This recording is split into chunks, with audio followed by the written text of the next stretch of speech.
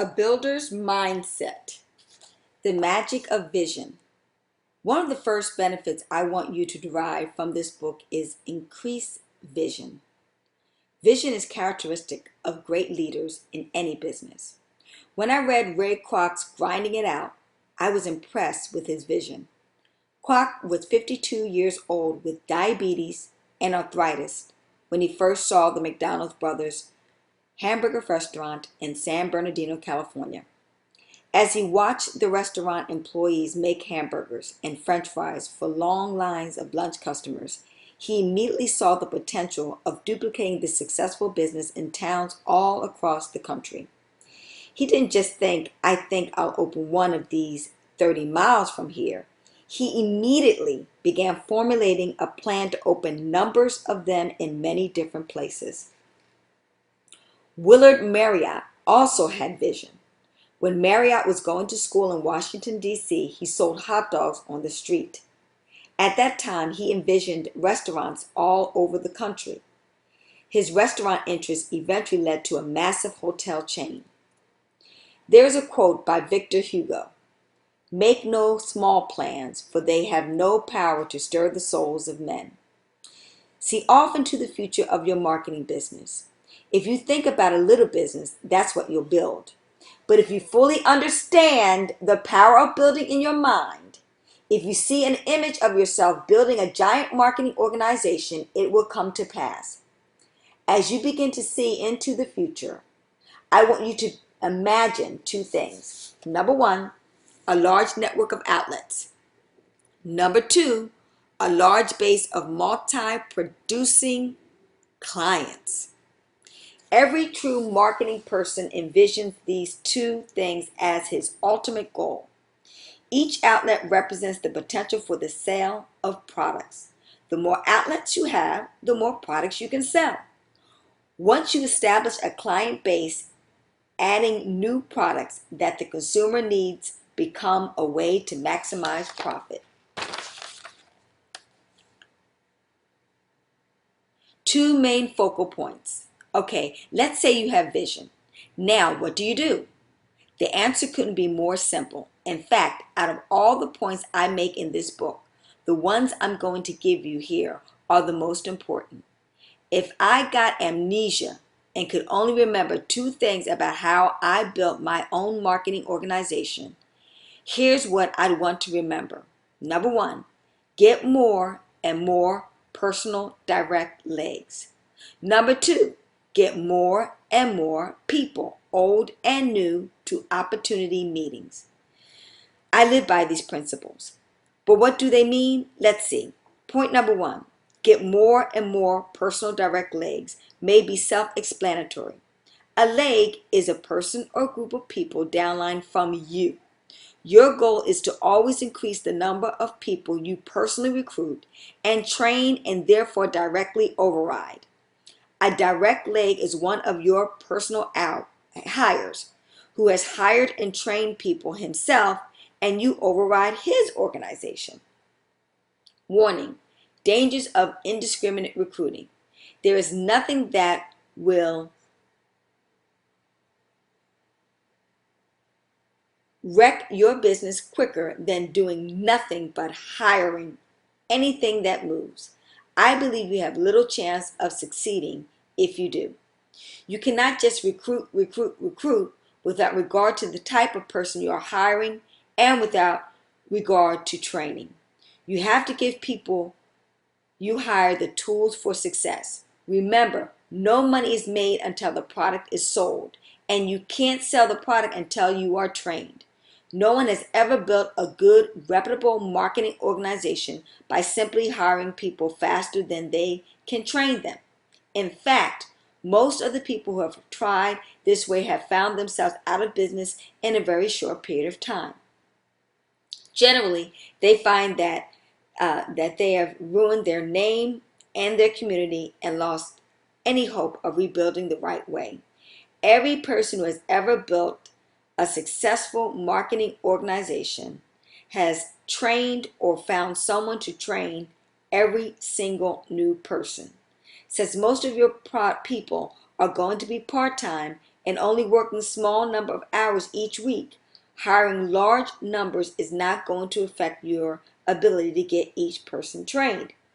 I'll discuss the correct market to recruit from in a later chapter. But for now, you have to understand that your primary concern is looking for people who want your opportunity, as opposed to people who need it. If someone needs too badly, chances are they are either in financial straits or they can't hack working hard for a living. While some people in this business have gotten themselves out of financial trouble, the majority never work out. They are in the situation of looking for a way of making money easy and fast. Building a business takes hard work. The rewards are well worth it, but they don't come without a price. This is not to say that you shouldn't look at everyone you meet as a potential person in your organization. You should. Until someone has tried this opportunity, you have no way of knowing whether or not they will work out. I've recruited people I just knew were going to be superstars, and they turned out to be huge disappointments. Likewise, I recruited people I never thought had a chance who had gone on to build a successful business. This happens because the key to winning at anything is how much desire you have or your will to win. And there's almost no way of measuring that before you hire someone. The dynamics of an opportunity meeting. Part number 2 is get more and more, both old and new, to opportunity meetings. I believe that conducting opportunity meetings is an important part of building your business, but unless you understand their purpose, you'll never use them effectively. For example, most people concentrate on getting new people to opportunity meetings and then showing the new people how they can set up their own marketing business. This will not build a super hierarchy. Below are the correct opportunity meetings objectives in order of priority. Number 1, resell the dream to the old or existing team. Number 2, teach your team how to sell the dream. Number 3, sell the dream to the new people. As you can see, what many people think is the primary objective is actually the third objective. I see people make this mistake all the time. Someone focuses on getting high numbers of new faces at his opportunity meeting every week, and he thinks he's really building something big. Remember the warning. This may work for a while, and certainly people have tried it, but it will never build a super hierarchy. Getting old people to come to the meetings is equally as important as having new people there. Why? Because they are your natural resources. They know about the opportunity. They've been trained and they know what they're doing. They already know how to sell the products and our business opportunity to someone else. They just need more motivating. I never give up on anyone. I still try to send my mailouts to anyone who has ever gotten hiring papers. I have my assistants call every member of my existing team.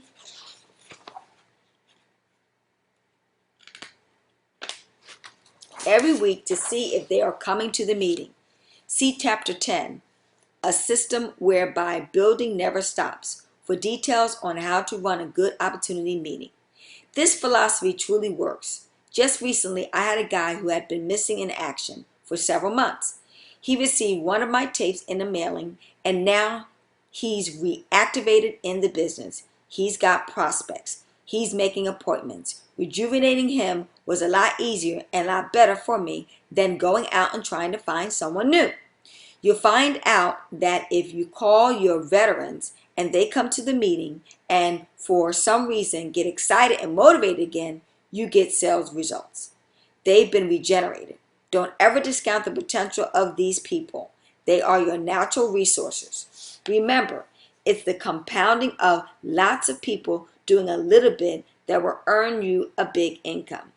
If you limit yourself to focusing only on new people, you'll never get the numbers working for you. And since you're running a meeting anyway, why not get double your effort? The number of people at your opportunity meeting is just as important as who those people are. Look at this equation. I found that if I average 100 people, old and new, every week for a month at my opportunity meetings, I would produce about 100 sales that month. Don't ask me why this works. I don't know. I just know that it does. And that not only does it work for me, but it works for other people. Average number of people per week at opportunity meetings equals average number of base shop sales per month. By the way, approximately 60 to 70% of those sales will come from business produced by your old people. Build to max out profit. We've just talked about building people direct to you. What we were actually discussing was a specific building configuration. That configuration is called building wide. There are three basic ways to build marketing organizations. Number one, wide. Number two, deep. Number three, wide and deep. You build wide by personally hiring and training people who report directly to you. When you help one of your personal hires to recruit and train someone, you are building deep. It is critical that you understand the importance of these two terms. Building one way as opposed to the other will have a tremendous effect on your long-range income. While I have a lot of people downline from me, running deep in terms of generations of people, I also have a tremendous number of people who report directly to me. To this day, I am still hiring people personally. Obviously, if you are really going to maximize your profits, you would build both wide and deep because there are rewards for doing both.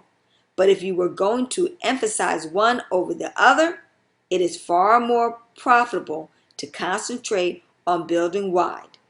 As you're building, don't worry about building deep. If you hire an ambitious person, your organization may go deep in spite of you. Many people never really turn into millionaires. In fact, most don't. But they do make a nice, healthy income because some of their downline people built big organizations. Make a mental picture of the following equation. Wide equals profitability. Depth equals security. Primary, go wide. Secondary, go deep. Remember, you can go deep after you go wide, but you can't have depth in a leg you haven't started. You can't have grandchildren until you have children. Think of this building principle. You can control the planter, but you can't control the plant. Take tomato plants, for example.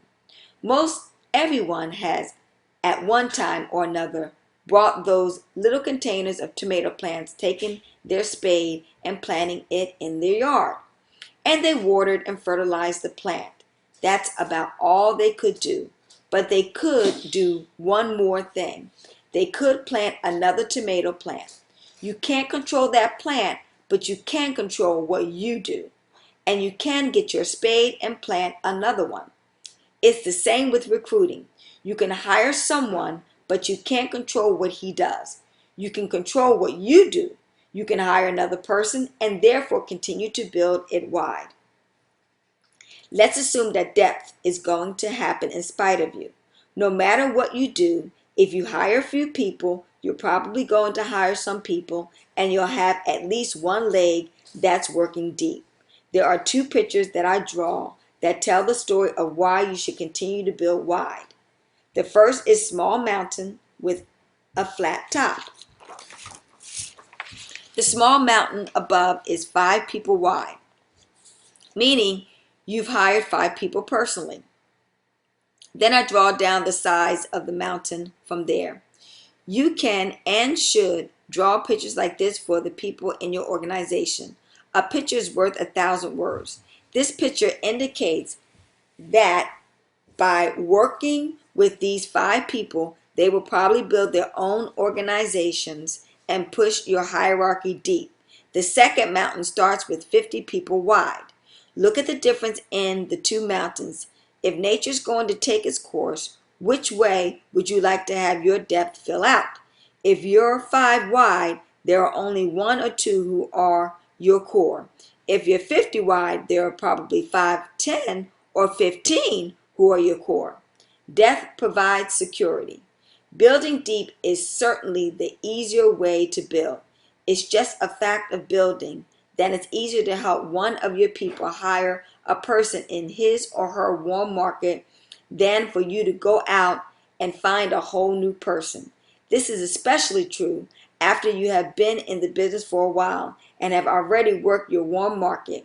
If you are the new person, obviously the opposite is true. Depth is also easier because if you hire an ambitious person, he may build deep regardless of what you do. The other plus to building deep is that it provides income security. When you are deep, you should have layers of leaders. These are people who are ambitious yourself, who are ambitious as yourself, whom you have trained to build a big organization.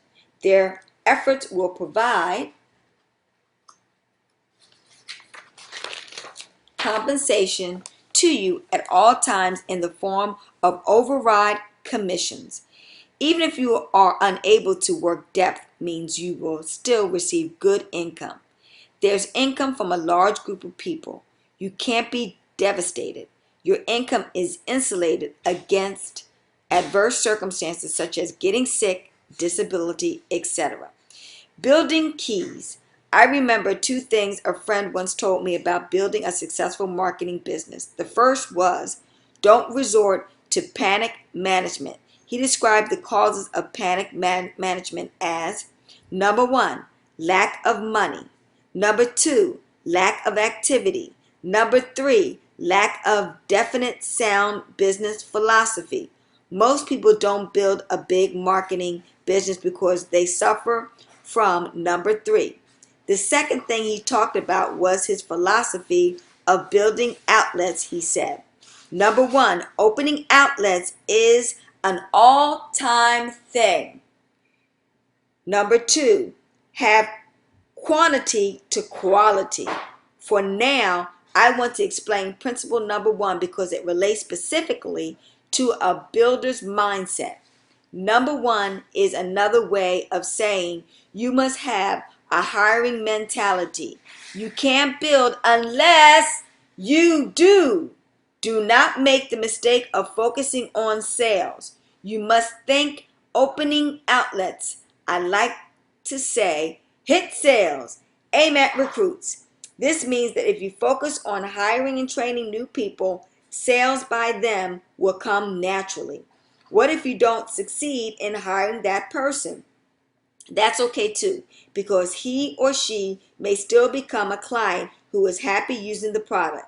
To get these two possibilities working for you, you have to look at every person as potential.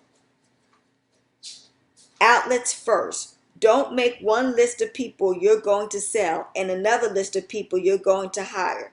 You personally don't have the omnipotent power of determining which a person will be. You shouldn't deny someone a chance to become part of your team. You're hurting them and you're hurting yourself. The myth of training.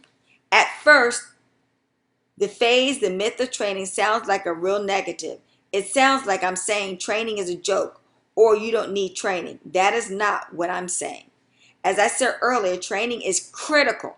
Remember, only sales produce income and training is mandatory for sales. But some people have a mistaken view of how to train. The word has a certain mystique about it. Some people even use training as an excuse for not doing the activities that will later bring them sales and help them build a team. As a result, the tendency for most people is to, number one, hire him, number two, train him. This is lethal to the person wanting to build a super hierarchy. A builder's mindset says, number one, hire him, help him build his own team. If I'm field training you, we basically have two options. We can make field training sales, or two, through field training, we can begin to find people who will become a member of your team once you are licensed. In both options, you're going to receive the traditional form of training. But option number 2 also means that you'll have more than just field training sales. You'll have the potential for a team once you are licensed. Would you rather be trained and get a few training sales, or would you rather have training and some sales and the potential for a lot of sales through your future team? Build it 3 times. Whatever you expect or hope to accomplish, you must build it 3 times. Number 1, build it in your mind. Number 2, build it on paper. Number 3, build it. First, build your super hierarchy or whatever it is you're planning in your dreams. I mean this literally. Take my office building as an example. Someone has had to dream that building in his or her mind first. Every detail was thought out, and then they made a blueprint. That's the second step. Building your dream on paper. When an architect builds his dream on paper, then a contractor and subcontractor with their workmen can physically put the structure together. Handle every aspect of your business this way. Think about it, write it down, and then do it. Some people just jump out there and start building from scratch with no plan and no vision. What kind of building will you have if you did that? If I have a training school, I've got a day with interviews, or we're planning a big opportunity meeting, if I'm trying to earn a promotion or a certain level of income, I go through every step in my mind first. Then I write it down. Then execute. For where there is no vision, the people perish. Proverbs 29:18.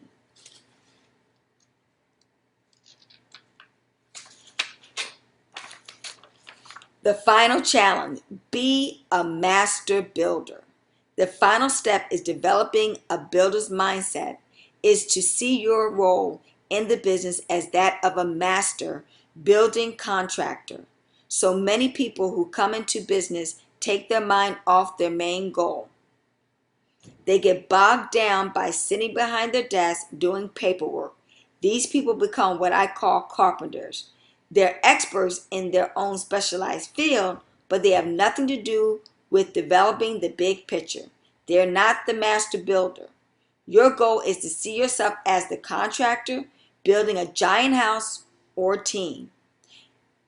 The chart at the left is something I developed to show the similarities between an empire builder and a building contractor. Building principle. Don't major in minor things. Don't fall into the trap of concentrating on what's easy, like paperwork. Find a good administrative-oriented person to handle the details of running an office.